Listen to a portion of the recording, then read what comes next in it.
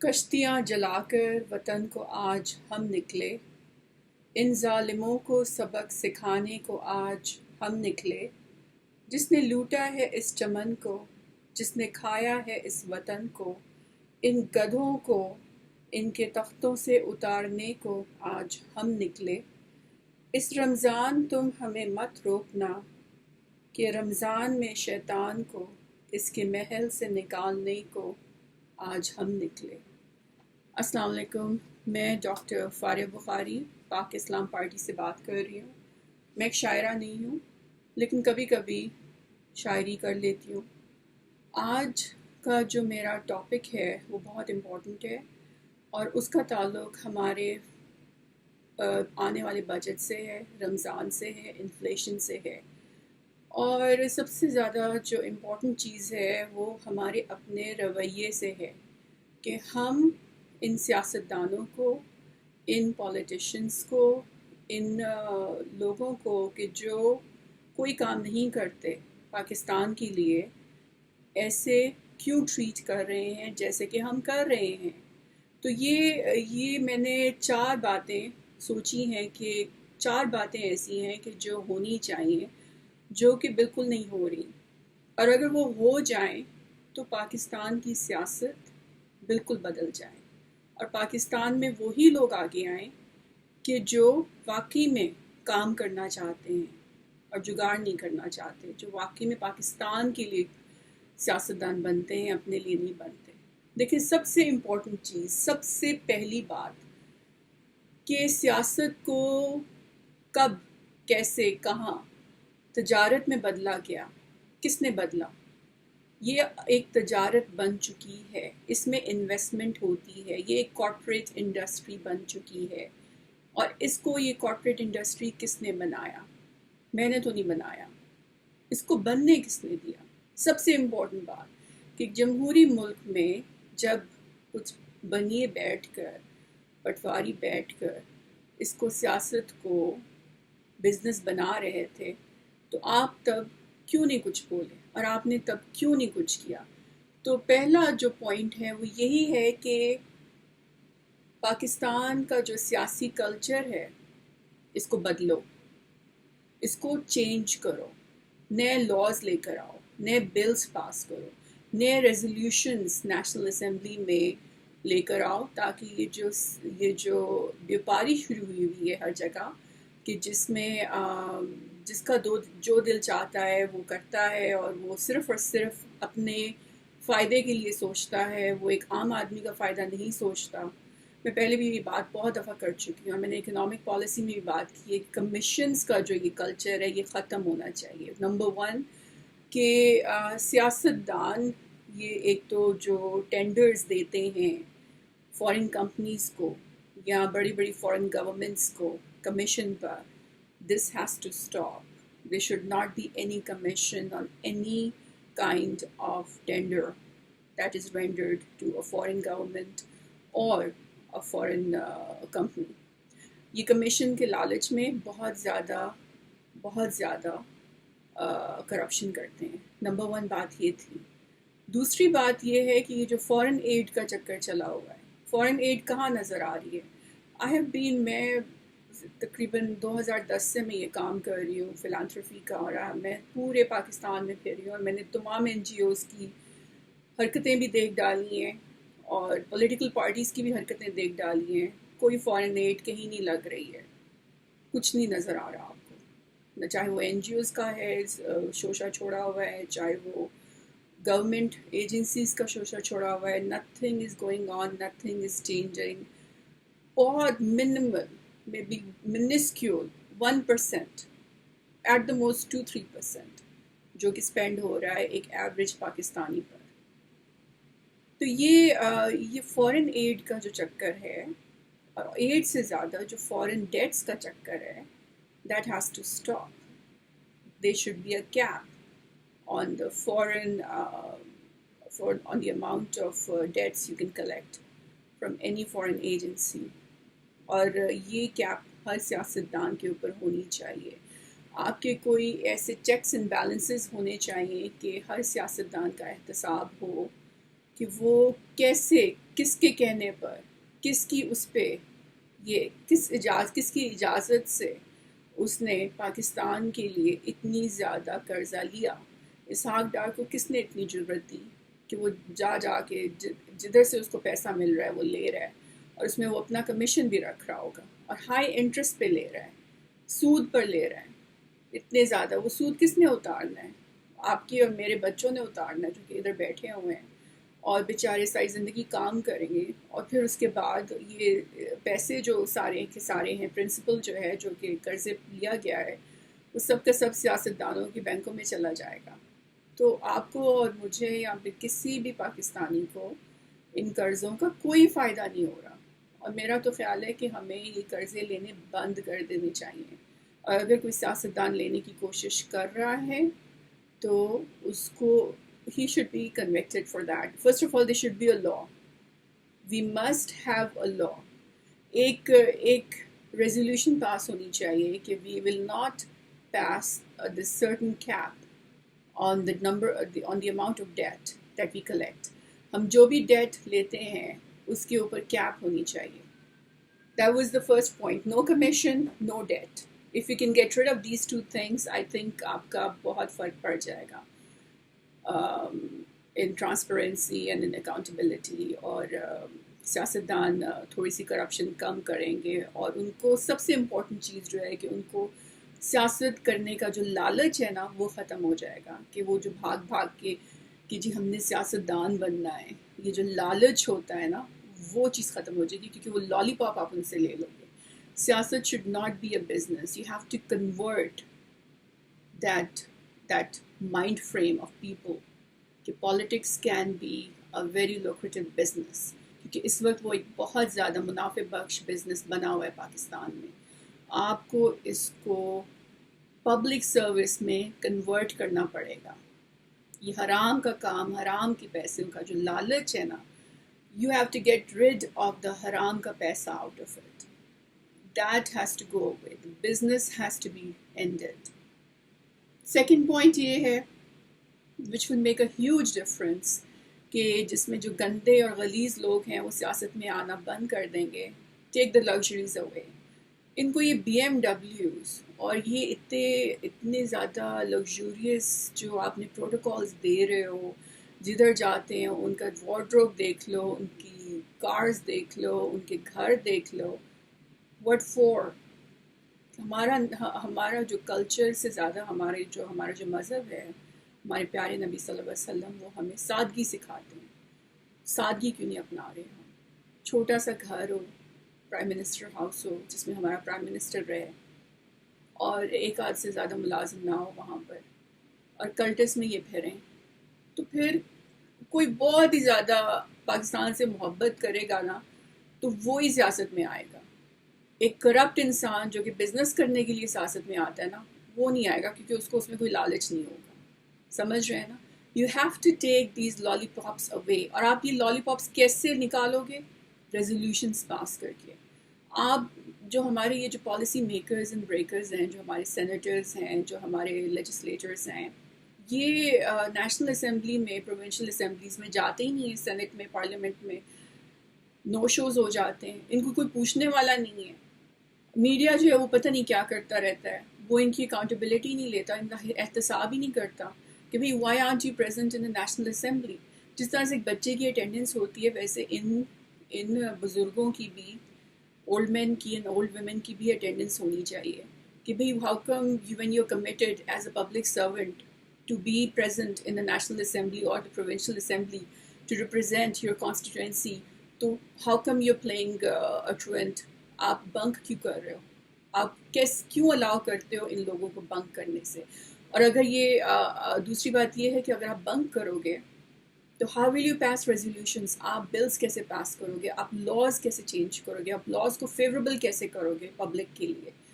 You have to go to the assembly, you have to stay there, you have to pass resolutions, you have to pass new laws. کیونکہ یہ laws جو ہیں یہ 1860 میں بنے تھے جناب عالی. 1973 میں جو constitution بنی تھی that did not help us. Since 1973 constitution happened, we have not been any better. So how can we be better now? We need change, for God's sake. Stop trying the same old failed formulas. They're not working. Get over them. कोई नई चीज try करो, नए laws try करो. तीसरी चीज,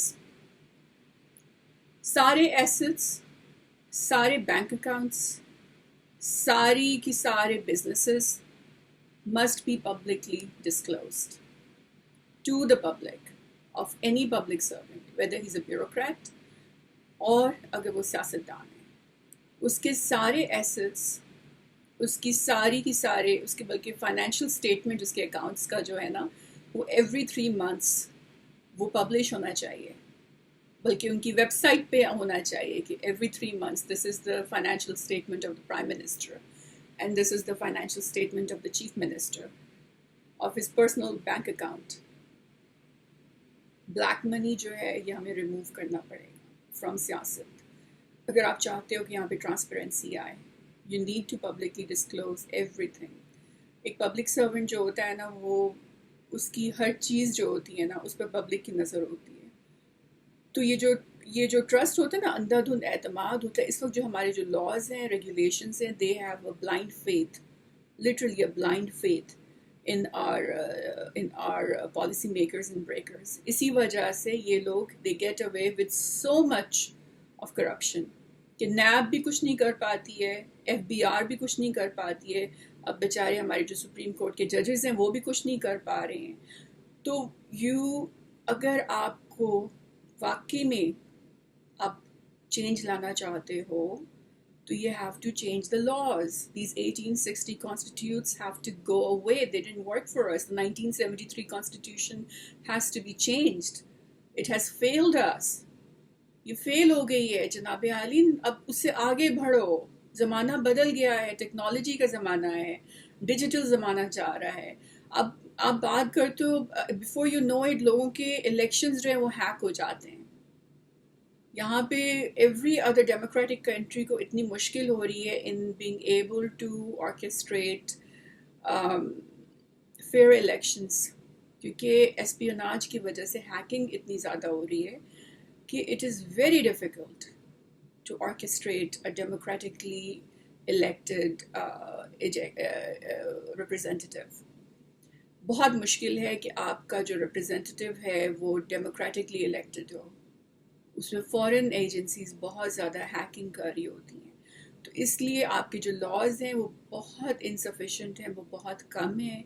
उनमें तब्दीली आनी चाहिए अगर आप चाहते हो कि आपके अच्छे लोग जो हैं वो सियासत में आएँ.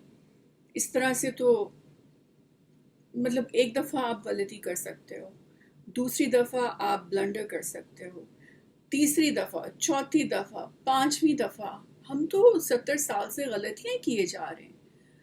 तीसरी बात जो मैंने ये कर दी कि एसेट्स जो हैं वो बहुत ही क्लोजली मॉनिटर होने चाहिए और पब्लिकली डिस्क्लोज होने चाहिए.